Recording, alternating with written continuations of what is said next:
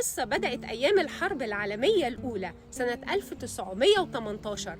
أوتو الجندي الألماني رجع بلده بعد الحرب وهو عنده روماتويد، وكمان ركبه كان حاسس فيهم بوجع شديد جدا لدرجة إن هو كان ماشي على عكازين.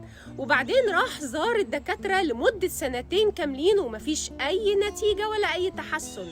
دكتور قال له روح صوم وإنت هتحس بتحسن. طيب إيه علاقة الصيام بالصحة النفسية؟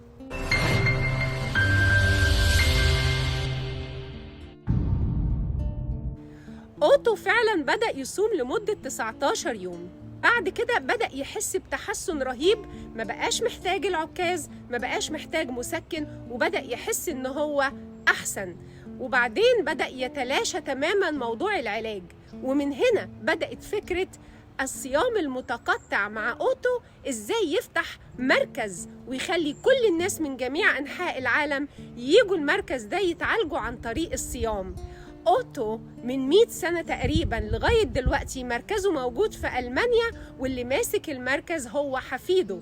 طيب إيه علاقة اللي أنا بقوله ده بالصحة النفسية؟ رب العالمين لما بيبعت بعد تجويع الأعضاء البروتين علشان يلف حوالين كل الخلايا الميتة جوه الجسم، وبالتالي أعضائك بتتحسن. ومن هنا السر اللي بيحصل لما بيحصل تحسين في الأعضاء، يعني تحسين في الوظائف، تحسين في الهرمونات، وبالتالي هرمون الكورتيسول، وده هو مفتاح تعديل الصحة النفسية. هرمون الكورتيسول أول ما بينزل مستواه بيبقى فيه تحسن في المزاج والمود، وتحسن في بتخلي البني آدم هادي من جواه.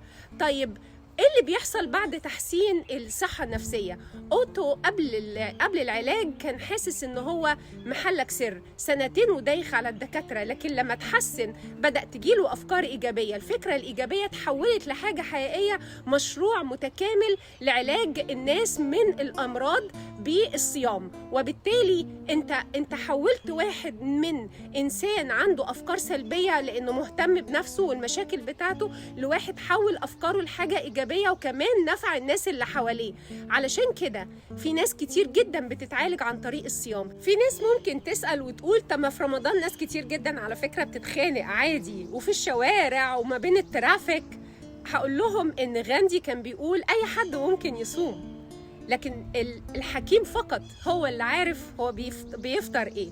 رب العالمين عطاك هدية وجدد لك كل حاجة جوه جسمك، يبقى مطلوب منك انك انت تحافظ عليها بالأكل الصحي، لأنه أثبت علميا ان الأكل الصحي كمان بيساهم في تعديل المزاج والصحة النفسية.